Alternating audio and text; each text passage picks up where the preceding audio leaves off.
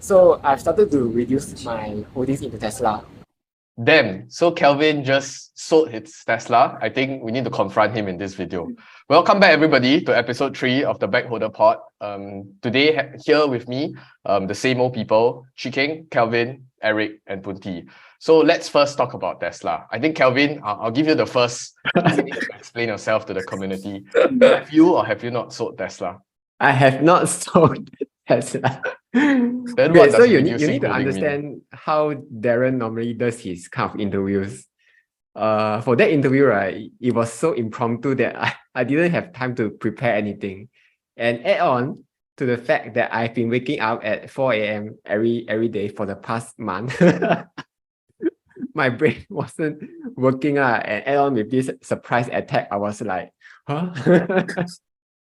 So what I wanted to say was I reduced my allocation by adding on other companies lah, not by selling off my Tesla stock. So because Tesla didn't really break my rule for holding on. The only time I would sell is because Tesla fundamentals has changed. So right now everything is still going on. Like why would I sell?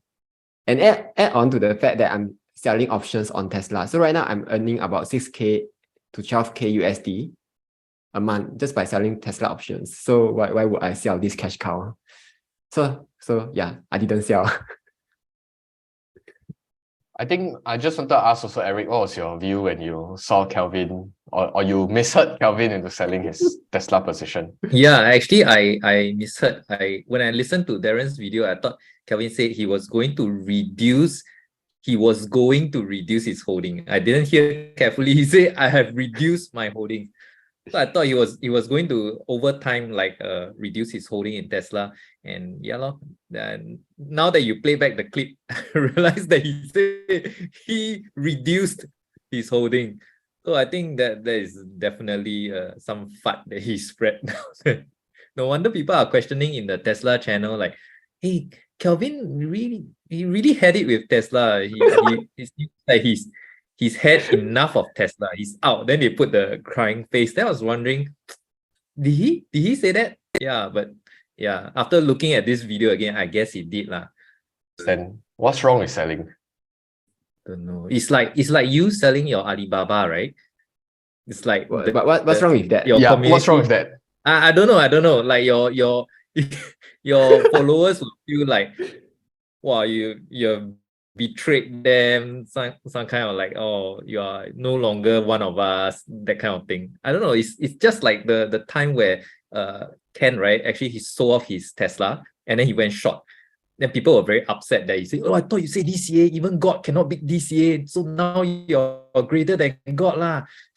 So people start calling him names and everything. I don't know. I really think that if you sell Tesla, Chikeng sell his Baba, I don't know. I think your community will have some feedback lah. And I don't think it's a good thing, as in the feedback. Yeah. What does Bunti think though? For me, actually, I don't really care about Kelvin selling or not. I know they are, influencers that talk about certain stock, especially concentration into one stock, right? Then if you sell, that means there's a lack of confidence. And then those who watch, they might say, okay, do I need to reassess my investment decisions, which is stay with Tesla or not? So I can understand other people's feelings, but for me personally, I don't really care. But what I care the most is actually what's the truth. Because what happened is that I saw this video, interview video posted, and then in the Telegram group, people just say, "Oh, Kelvin also U-turn already, give up on Teslas." This kind of news. I was like, can you guys stop making this kind of give wrong facts? Like he didn't sell. How come you keep saying he's selling? Then I have I chat with my friends also, and then he keeps telling me that you go and watch that video at 1 minute marks, you go and watch. Then in the end, after I watch again, I was like, oh shit, actually they are right. Actually, Kelvin sold already. That's why I need to check, find out what's the truth here. So did you sell actually? Can you state it clearly one more time? Okay, so I did not sell, but if you want to say that I U-turn, in a way, I did lah. Trying to reduce my portfolio allocation from 80% down to 20% you can consider it as as a U-turn, right? That means I no longer hold such a big allocation into Tesla. I don't think that's a U-turn though. That's just, how do I put it? I mean, from the perspective as a creator, or at least as an investor, you are supposed to allocate capital however you deem fit. So you think that today 80% Tesla is too a little bit too risky for your appetite. So you start by flushing or at least adding to your other positions, so Tesla become a smaller percentage in the attempt to probably diversify. I don't see an issue. Yeah, last time I was 100% Baba also. Now it's like 60, 70%. So that doesn't mean that I sacrifice or I betray Baba. I don't think so. But I don't know why people get so, and that's also probably a worry or at least a concern that you build a cult, right? I think for Ken, he had it firsthand. So he had a taste of, I mean, a cult in a bull market, everybody's extremely strong. We diamond hands together. Wow, the emotional support and the momentum is crazy. But when Ken went the other position, so when you're long Tesla and he's short, then I saw on Twitter, it's quite, the comments are very distasteful and sometimes a bit borderline unwarranted. But I guess this has been like that. I mean, sooner or later, one day I'm gonna sell Alibaba. So let's be real. If it doesn't fit my thesis, doesn't fit my horizon, and it doesn't fit as an investment, I'm gonna sell. And I hope that day doesn't come too early on, so that I'm mentally prepared to take the impact. But I think back on this Tesla topic, I at first I didn't, because I usually watch the video at like 2.5 times speed.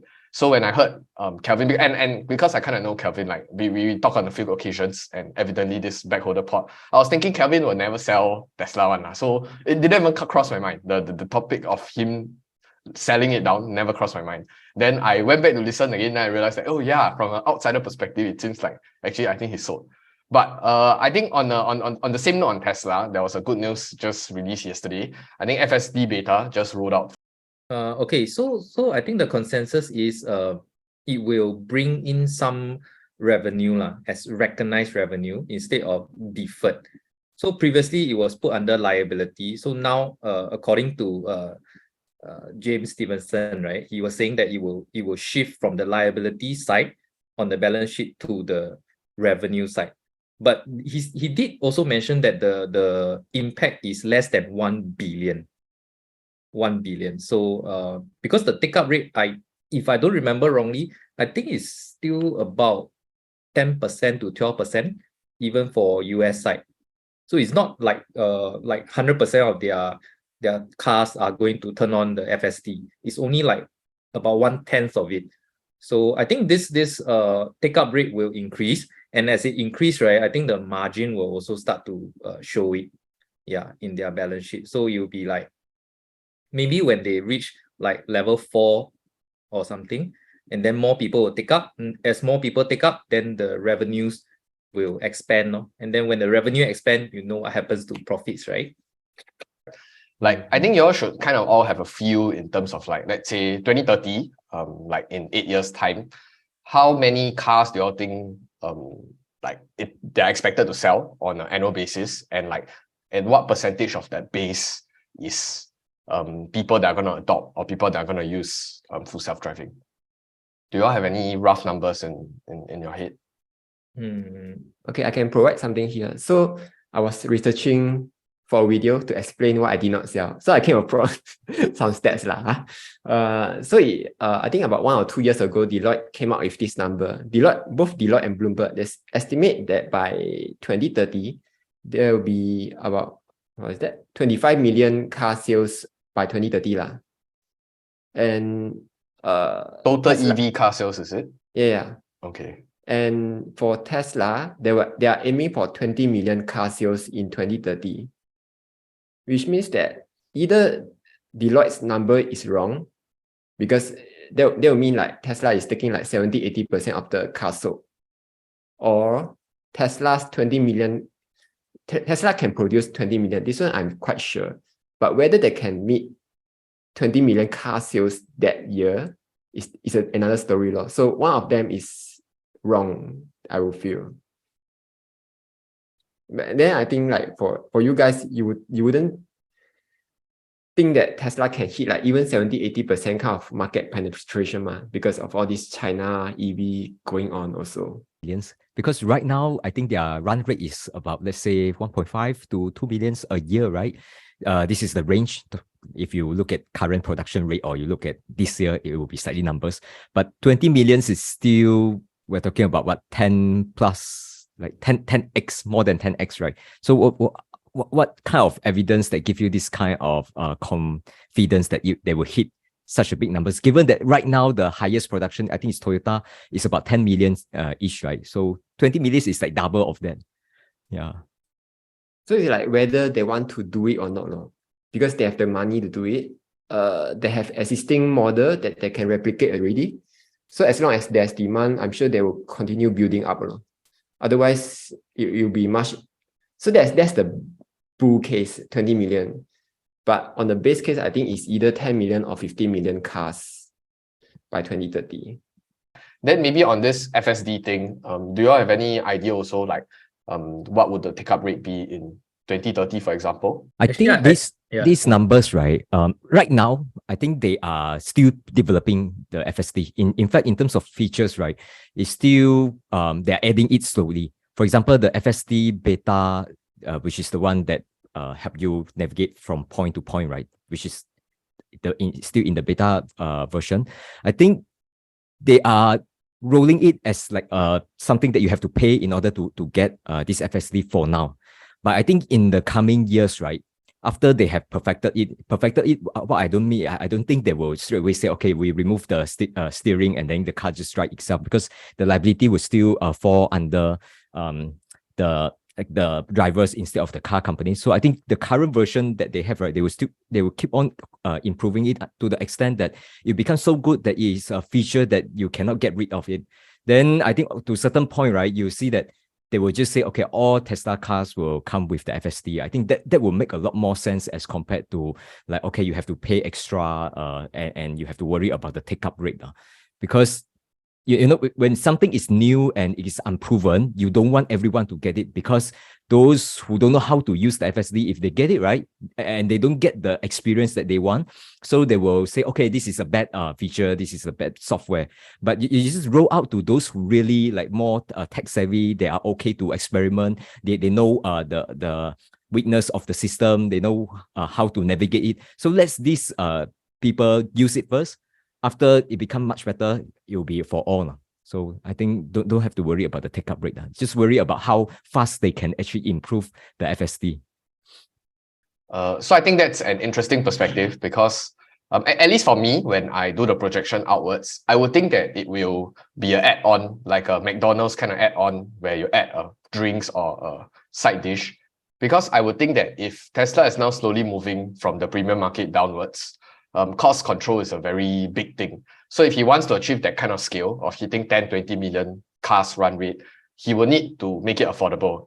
And the feature would be something that will be reserved for people that have additional disposable income. But that's my projection. So if I think Bunti will think that it's a feature that will be blown to every car in future. But I don't know how the cost will be. Yeah, just to be clear, why I say it will roll out to all cars is because this is a software, so there's no incremental cost for new additional user.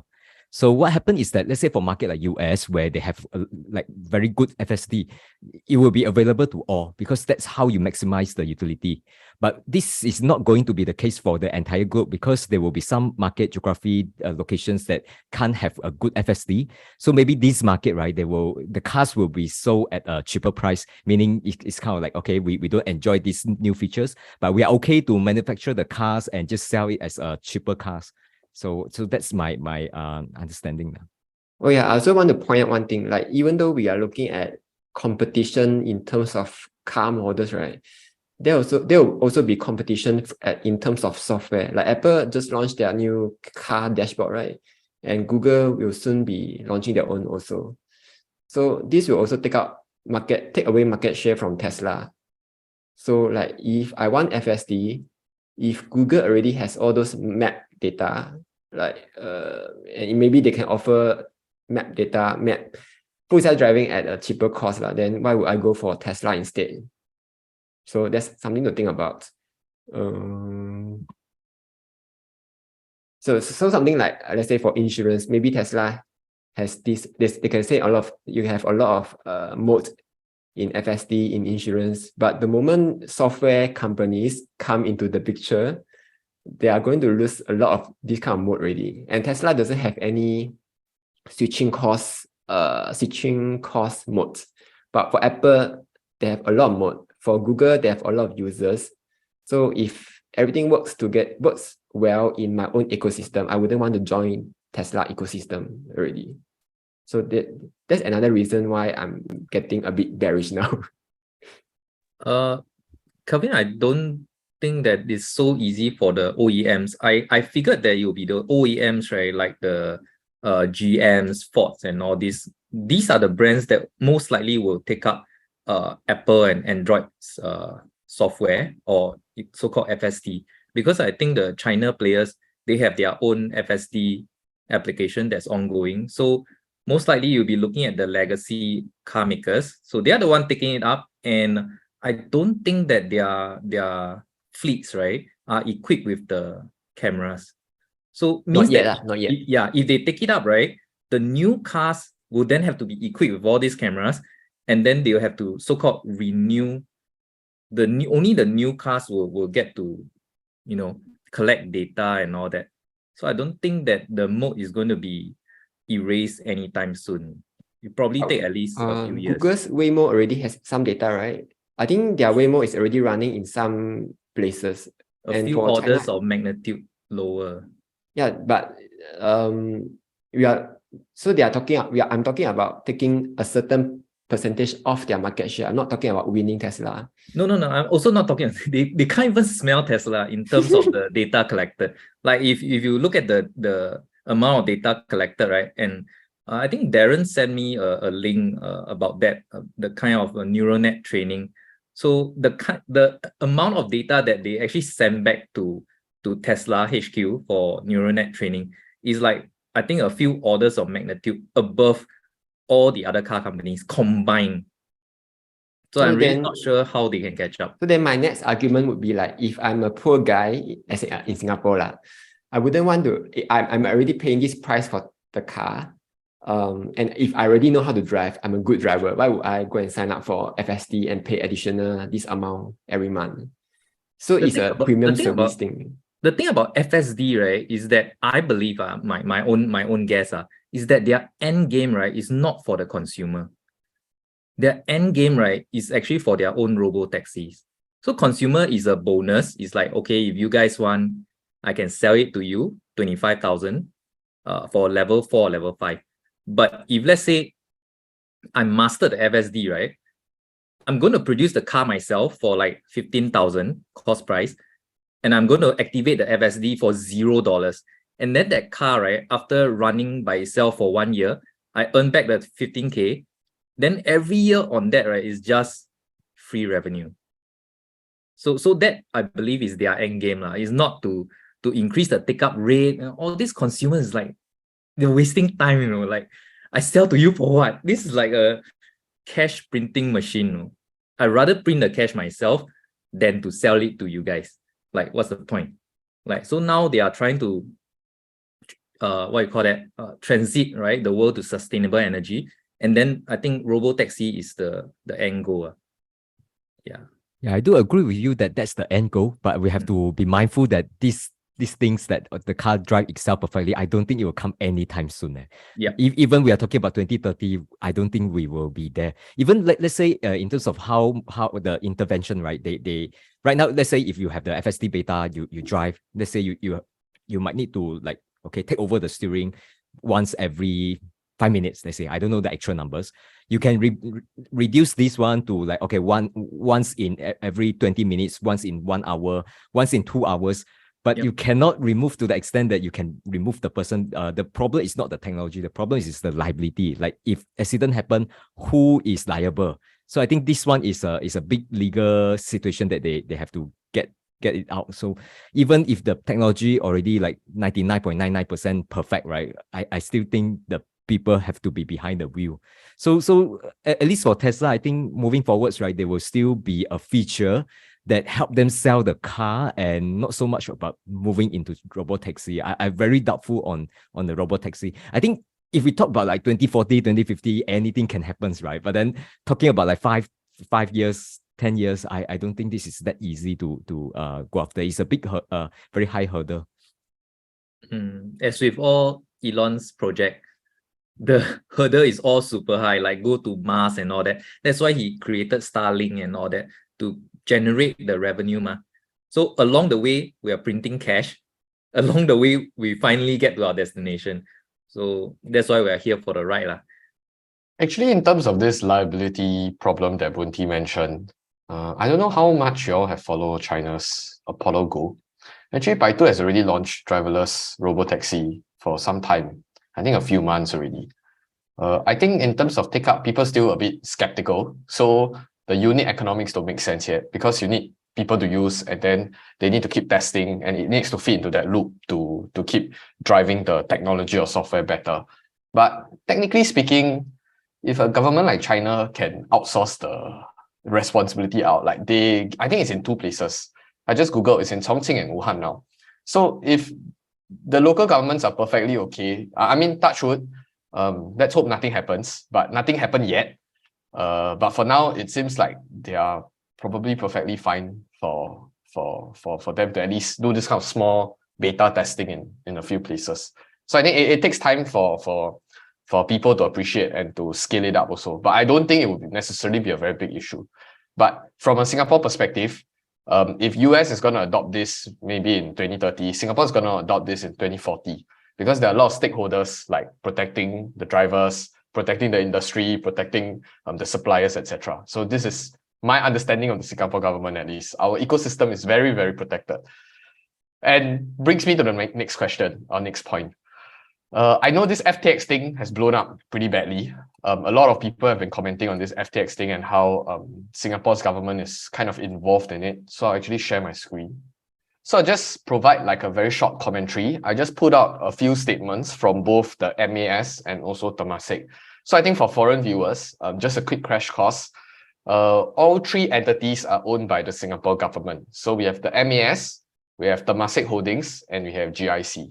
So MAS is basically like the central authority that governs most of this regulation, licensing, etc. I think for GIC, GIC and the government is a fund manager and client relationship. And then Temasek is basically, they manage a portfolio of funds for the Singapore government as well. So I think just to quickly run through MAS's thought process and their recent statement in accordance to this FTX thing. So many Singaporeans were actually blaming the Singapore government saying that, hey, why did y'all put Binance, which is another crypto exchange, in the investor alert list, but y'all didn't put FTX on that same list?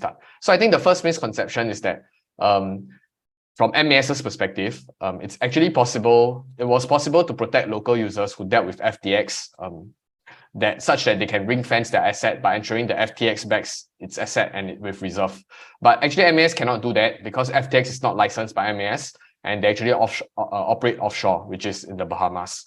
So from this perspective, back to the topic on Binance versus FTX, a lot of people are saying that, oh, because Temasek has investments in FTX, that's why they allow FTX to continue doing what they're doing and then they list Binance on the list. But that's actually untrue. The truth is, Binance was actually actively soliciting users in Singapore, but FTX is not. That's why they put Binance on that same list. And they gave the whole idea on saying that, oh, you cannot transact in Singapore dollars, and they didn't solicit Singapore users. And in Singapore, you cannot solicit users without a license. The public is basically trying to attribute blame to the different government agencies and to the different regulators as well. So I think this one, the statement that you just given, right, this is from MAS. They are trying to explain what happened from their perspective. But this entire unhappiness amongst Singaporean, which you need to see from their perspective also.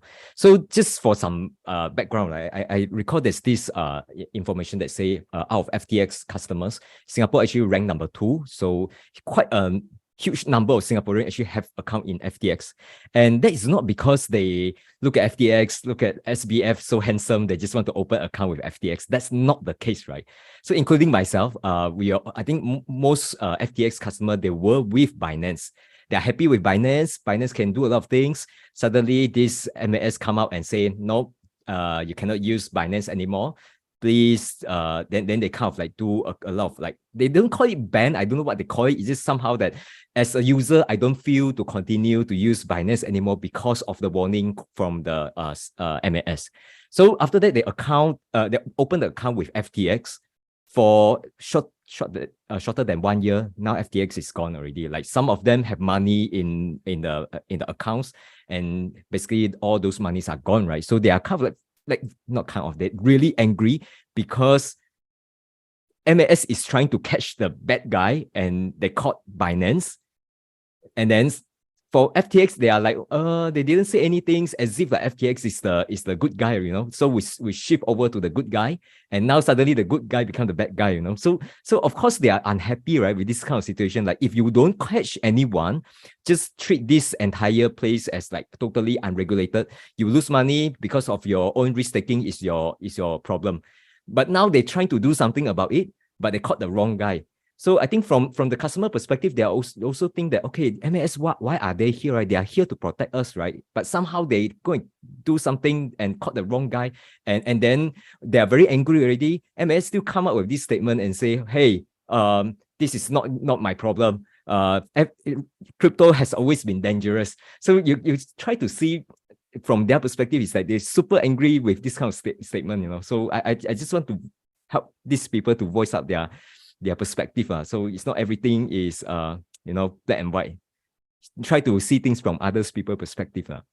So I'm a little bit confused. I thought the people were angry because they lost some of our money in the 200 over million in FTX. That's the second part. That's part two. So that's now part. So now they are angry with.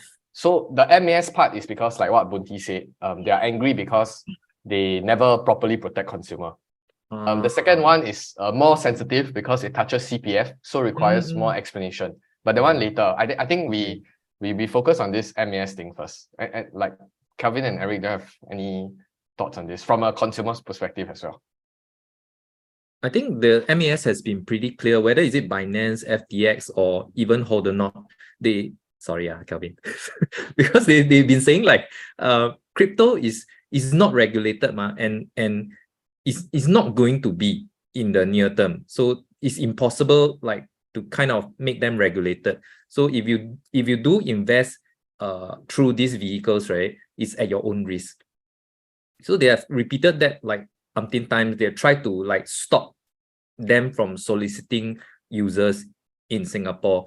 So I think, I don't know, I don't feel that is very warranted for people to be upset at MAS for not protecting them when they already like say don't know. And there was this minister that came out and say, hey, can you don't invest in crypto if you're not very sure of it, like just avoid it. Yeah, but of course a lot of people are like to gamble, right? Like, wow, crypto is like to the moon, and everyone like just go in degen, like all in crypto or in Dogecoin or all that. Yeah. So now you turn around and bite the government. I don't know. It just doesn't seem like it's very responsible. Yeah, you see, you have to differentiate these two. So risk is like a very general term. So there are two types of risk in these situations. The first one is the volatility risk. I go and buy Bitcoin at 60,000, drop to 10,000. That's my fault. That's my problem, right? I have to assess my own risk. But the other one is counterparty risk, which is that now this is a fraud case, and then this is like some have to do with governance. So exchange risk basically is not the volatility risk. It's different kind of risk. So I think at least from these people that I talk about, right, at least they are thinking that it's okay for MAS to not do anything. That means just don't stop us from using Binance. Still better, right? But they try to do something, and they try something that mess us up, right? So I think they are very unhappy with that now. So that I said caught the wrong person now. But I think this a bit maho pao though, horse after cannon though. So if it's Binance that went under, I doubt this group of people will be thanking MAS saying that, wow, you all catch the correct guy, let me clap for you. I doubt you don't have to do so happen, because the MAS will come out and say we did a good job. Right, but then there will be a pat pat themselves on the back, right? Of But course. I think there was this line that was pretty interesting in the whole notice itself, was that they said that it's close to impossible, or there are no other regulators in the world that will list every single exchange and say that, okay, from A to Z all cannot use hold on, etc. This one I think is a bit strawman kind of argument. The reason is because you cannot list all of them. But if you just ask yourself, right, does MS know about FTX activity? The question I'm is, sure they do. the answer is yes. Is FTX one of the largest crypto exchange?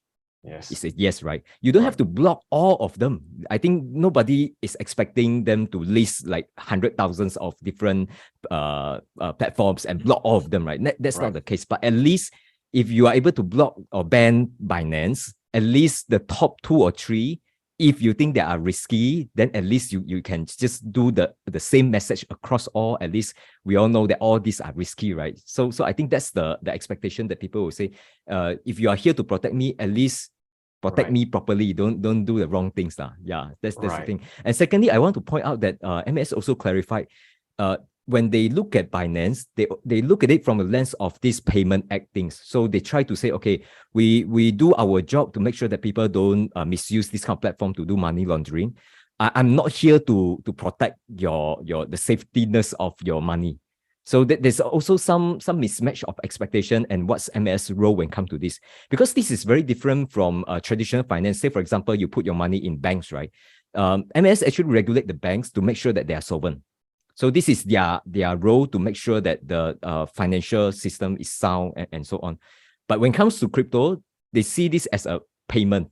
So when it is payment, there's no like solvency concern. They just want to make sure that people don't launder money. So it's there's some mismatch of expectation here as well, which I think worth to point out. But then again, I'm sure many of all these people that are extremely smart to dabble into crypto, they know how to transfer to a cold wallet, etc., which is what I think all of you did as well. So then again, I don't exactly know what's the argument here. So it feels like they're trying to attribute blame outwards and trying to find someone to take responsibility. I just want to add on, like, okay, so after this whole FTX thing, right, many people came back to my FTX video to comment, why are you promoting a scam? So to that, like, in the video, I've always said, if you are okay with the risk, keep your cryptos, then you can keep your cryptos on the exchange to stake it. Otherwise, if you are not okay with the risk, transfer it to a cold wallet. Then people like, okay. Then they just keep it there. Then when it collapses, they come back at me. Then, I thought it will never collapse. then my thought is like, so you were okay with the risk, but you were not okay with the risk. So what's going on? So I think this whole FTX thing, crypto thing is the exact same thing. Like, even if for Tesla, right? If I tell them that Tesla has a risk, I'm trying to de-risk, people is like, okay, but Tesla is the most innovative company in the world. There are a lot of YouTubers promoting it. But if it ever collapses, right, they'll come back to look after those YouTubers who promote it. Like, hey, why do you promote it in the first place? I thought Elon Musk is the god or something. So I think, like, if you're not responsible for your own investments, right, then I don't know what to say to you. I think something that Bunti taught me the other time was, at the end of the day, for this whole investment thing, you are paying to learn the lesson.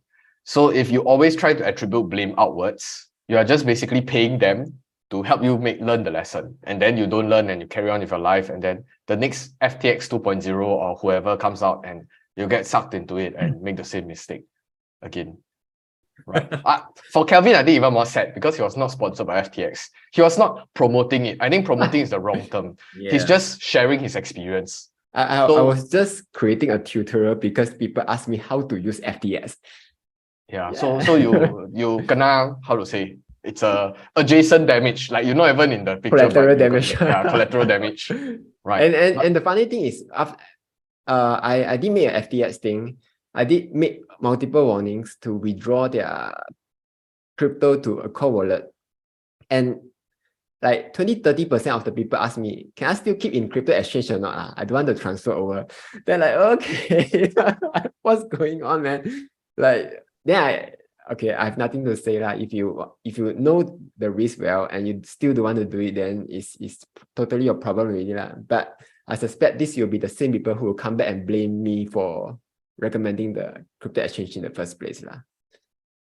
Right. I think the second part where Singaporeans are angry, let me share screen again. So from this perspective, for those of you who are unaware, like I said, the three entities, right? So the second entity that we are talking about today is Temasek Holdings. So they actually do have a portfolio of around $400 billion. Not a small fund. I hope that next time I manage this kind of fund. But anyway, they did have an investment exposure in FTX, and it actually comes up to around 0.09% of their portfolio. So from this perspective, I think they lost around a good 275 million USD in total in the 2 rounds. And I think they kind of, because Temasek, I'm not saying they're the most opaque organization, but they're not like very transparent because they don't really have, I think they're transparent towards the Singapore government. So their mandate is they have to explain to the Singapore government, but they don't have to explain to us. Whether to explain to us or not, I think that's a perspective for another time.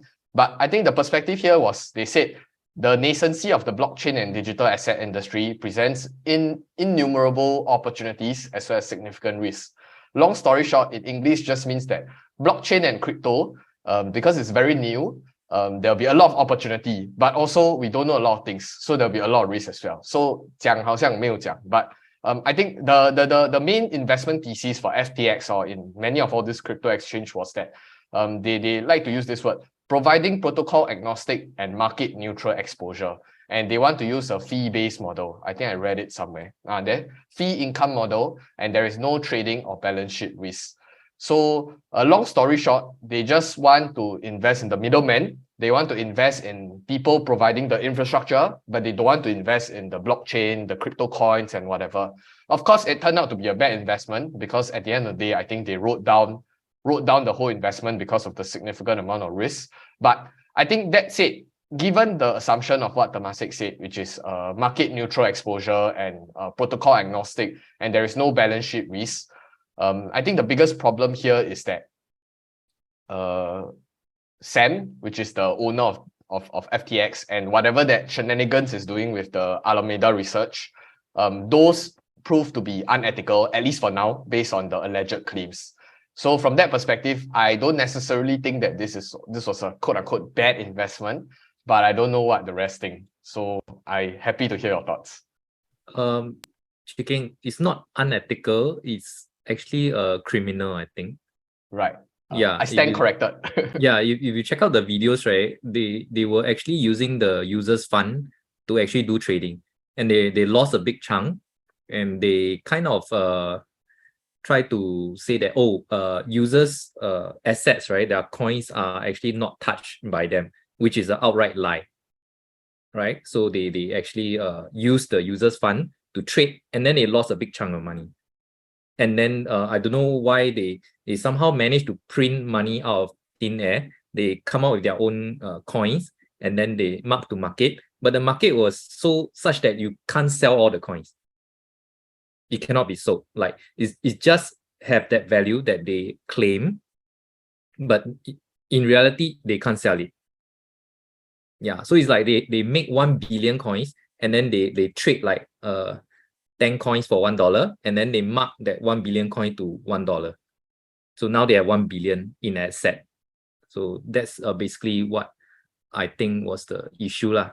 And interestingly, right, just now you were sharing that document, right? I saw on this news, like it's quite long ago, that Temasek actually sold off their small position, right, in the Coinbase, which was regulated. So if they wanted exposure to the middleman kind of company, they should have invested in Coinbase instead of FTX, because Coinbase is regulated, but FTX is not. So I'm a bit confused. Like, so you want middleman, want to earn the fees, and then you sell off your Coinbase, and then you keep on, investing in FTX. Like, I don't get the rest. Because Sam very handsome.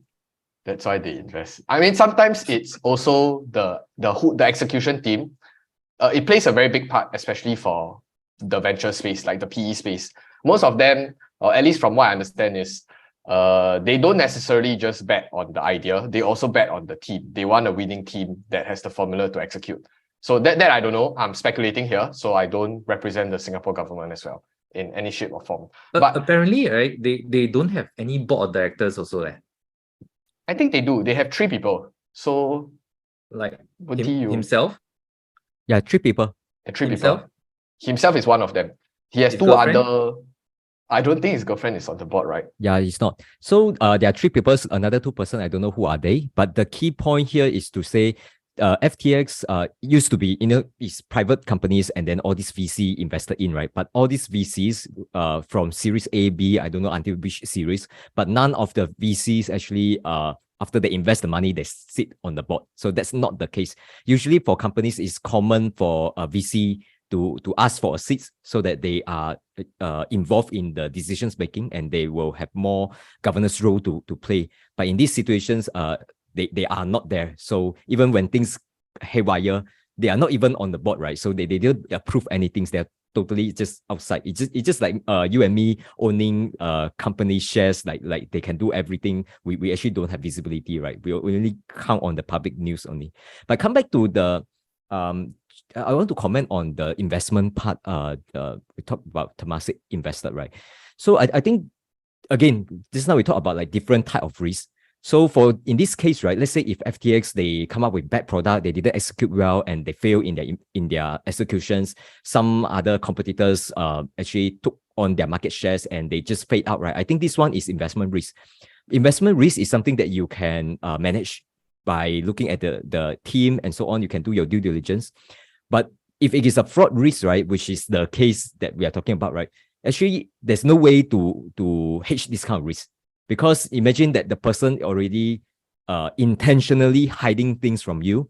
Even external auditor may not able to find out this kind of things. If the manager that do the business, they try to hide it from you, right? So I always give this to the benefit of doubt to all the VCs. I think there are room for improvement. Say for example, ask for board seats, more control, step out in terms of governance. But when it is a fraud, right, I don't think this is something that they can say, oh, if I do better, then actually I can avoid this. There's no way to 100% remove the fraud risk. Yeah, so that's my point on this. But I think people commenting on the site was more of like, you could have done more. So that they will keep harping on this idea. You can improve, yes. You can do this, you can do that. But this is of course hindsight bias. Yes. Yeah. Then on top of that, I think also to give some color on venture capital space, at least, a lot of people saying that, wow, $200, $300 million, that's a lot of money. Yes, it's a lot of money to us, but from the game of venture capital or like venture building, or at least in the PE space, private equity, what their method of the madness is basically to spray and pray. So they invest in 10 companies, 10 very new companies in new industries. They don't need all to succeed. Actually, 9 can fail. 10x can really. So that's the perspective of this whole private equity space. So of course, losing money is not a good thing, especially it's losing the Singapore government's money. But I think from an investment approach perspective, of course, it's not very transparent to us, but as long as they're accountable to the Singapore government, I still put my trust there. And I kind of believe that they have a well thought out methodology in terms of trying to go about this space. So I think for Singapore government, they will always honor their debt, right? So SSGS, I think they won't default. That's not the problem. But I think when people say this money lost is also CPF money, I think there is some truth, although the truth might be like just 5% there. The reason is because after the CPF money you used to buy SSGS, that's how Singapore government raised money, and then they put all this money into the investment. And after this, right, this investment is not like as long as they don't lose the money, that's fine. That's not the case, right? Because all this money, I believe if you take GIC and Temasek sum it together, it's probably like around ballpark 1 trillion kind of amount, huge amount. And they really need to generate a return from this pot of money and use that to fund Singapore government's fiscal policy. So say for example, if they take the money and they invest, and they go and make all sorts of bad investment decisions, and they go and lose 50% of all the monies, which can happen if you go and over leverage, right? So if that happen, it's not like CPF money, they insolvent, can't pay you interest. It's not the case. That won't happen. But what will happen is that from the Singapore government perspective, they will have to think of how to balance their budget. Because if you have less money in the portfolio, less income, but your outgo, you still need to fund your project, you still need to build your road, your maintain your government expenses. What can you do, right?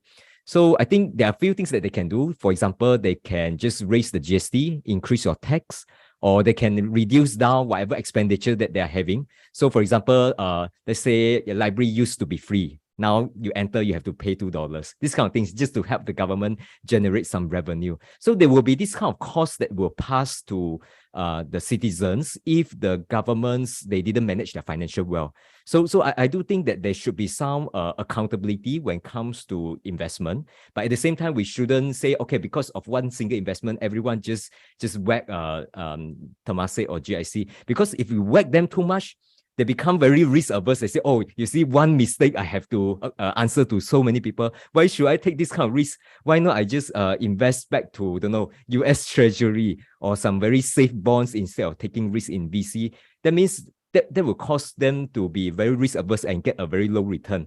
So all this, I think there should be some sort of balance in there so that they make the right decisions. And you shouldn't look at one investment. You should look at the portfolio overall. See whether they lose money in this single investment. What are the successful ones? Once you total up together over the long term, are they generate good returns or not? I think those are the things that we should pay attention to.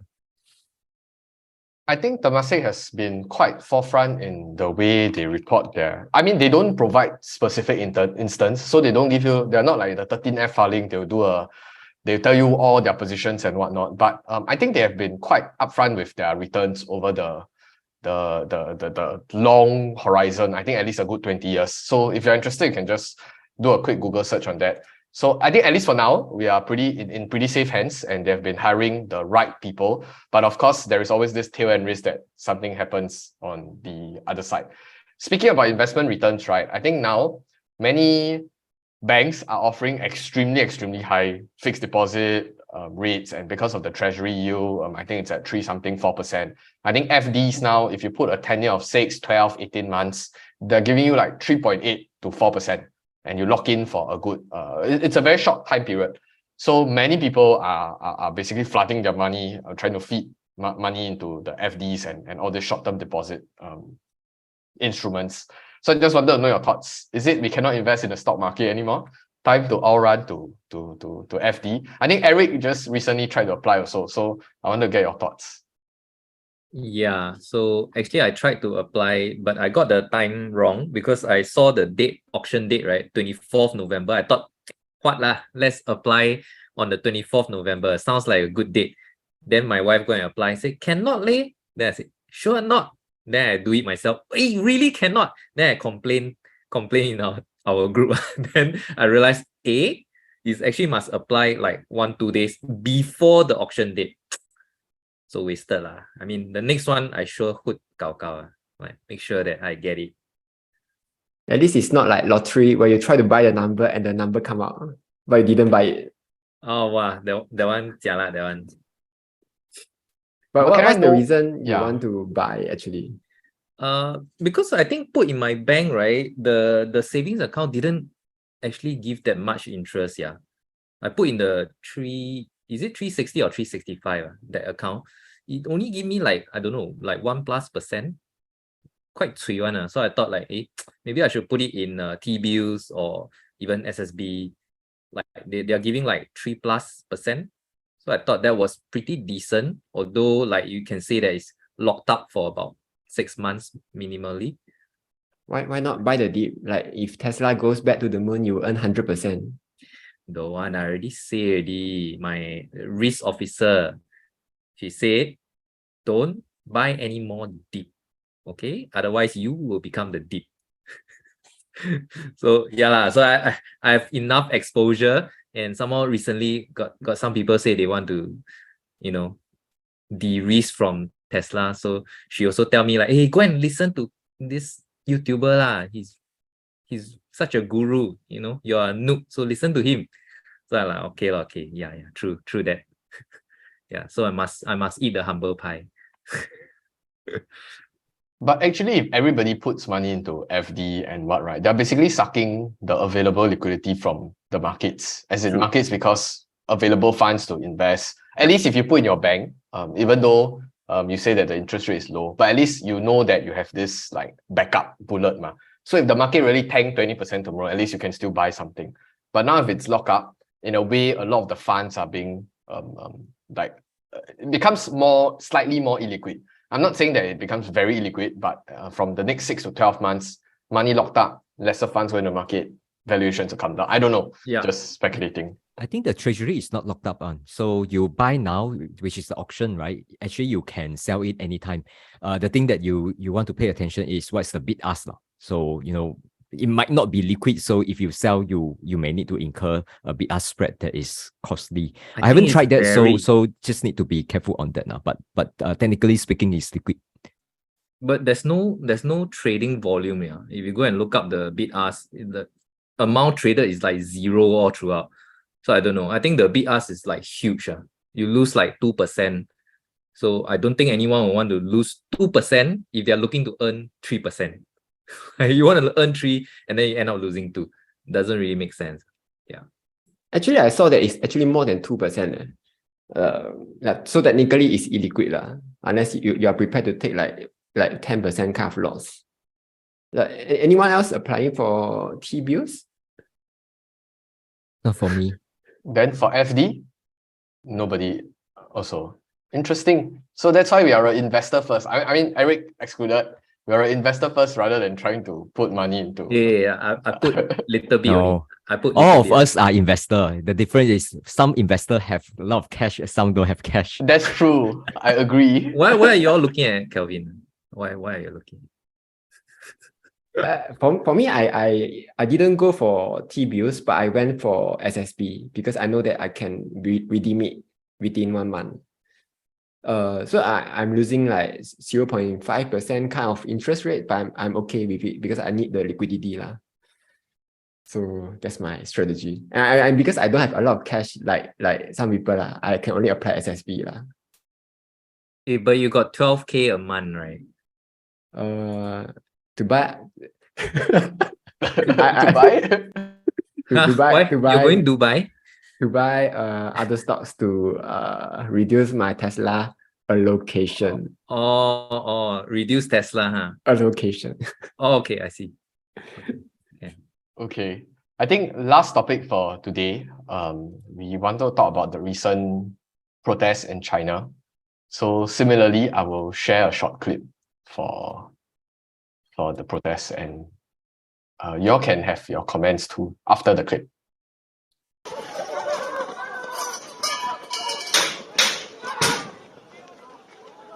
Hey!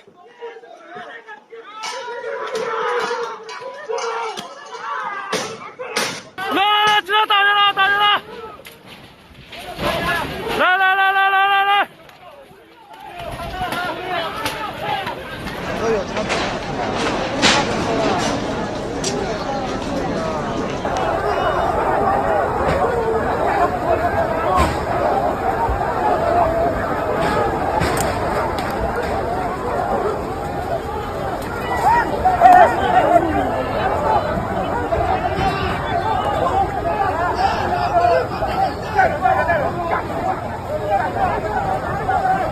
So I think just for those of you who haven't been following, I think over the last few days, there was this huge protest at one of the Foxconn iPhone plant in China.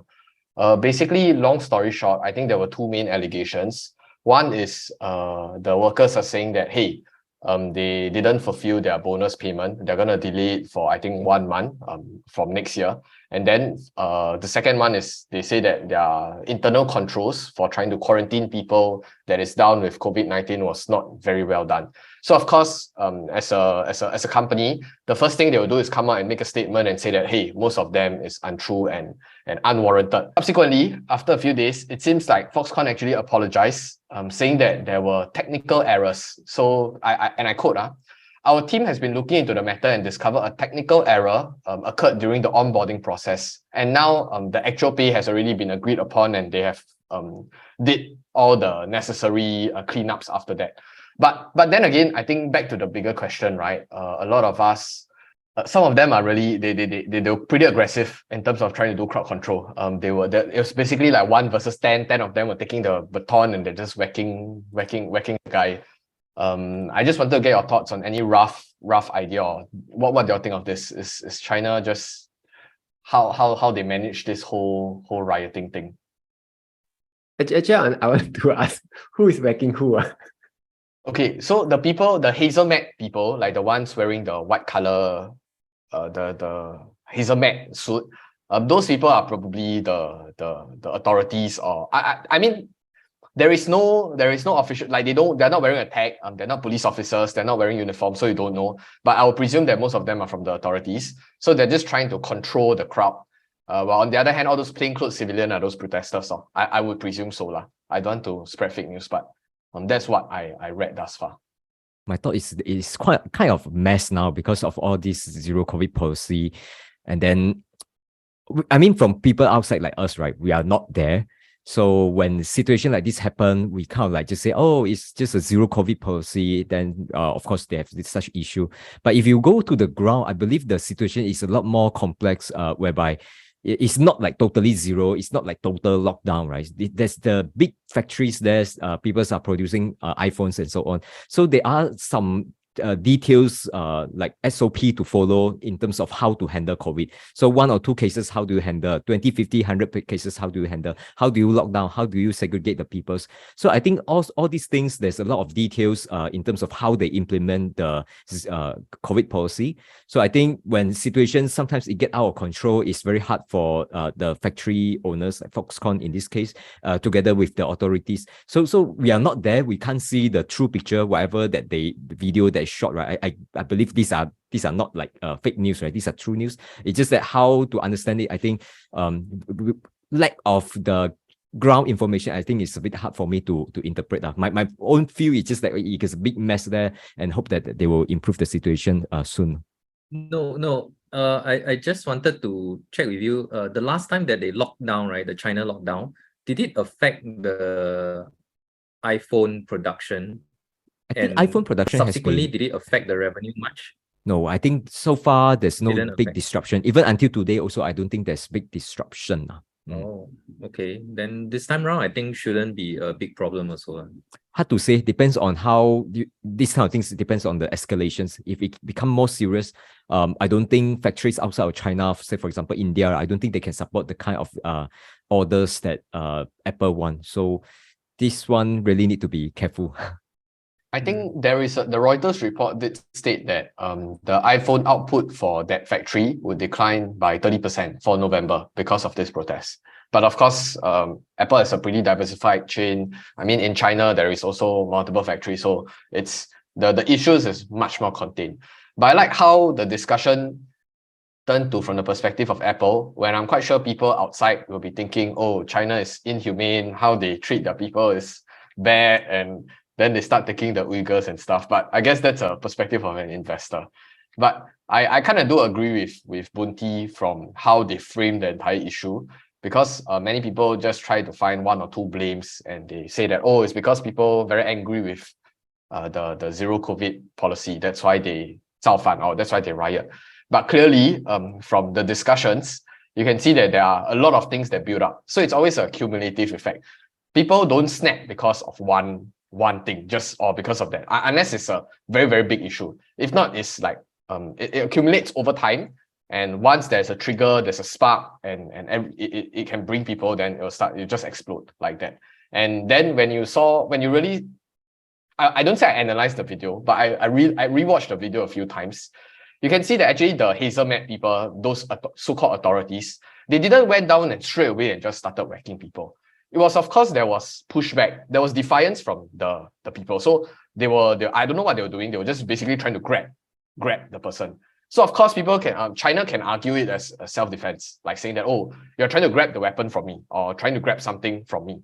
So from that perspective, I was defending myself by beating you. But of course, it gets into a very gray area on how they treat people. But in those kind of contexts, it gets when you need law and order to be installed back because everybody's rioting, they were just jumping over here and there and don't know what they're doing, right? The authorities have to do something about it because cannot luan such. And this is not the first time that there was such brutal treatment to the people protesting. That time during the bank run as well, in some of the local provinces, it was the same thing. All the police was there and it was quite a bad sight, if I can put it that way. So I think it needs more nuances and sometimes too simple, too naive. I think that's all I have to say. Okay, hope you guys enjoyed the discussion. I'll see you in the next video and remember to help smash the like button. And oh, I wanted to remind all of you, we always get quite a decent amount of views. It's always in the thousands of views, but we have 200 subscribers. So when you smash the like button, can hit the subscribe button too. So yeah, with that, hope you enjoyed the discussion. We'll see you next week. Goodbye.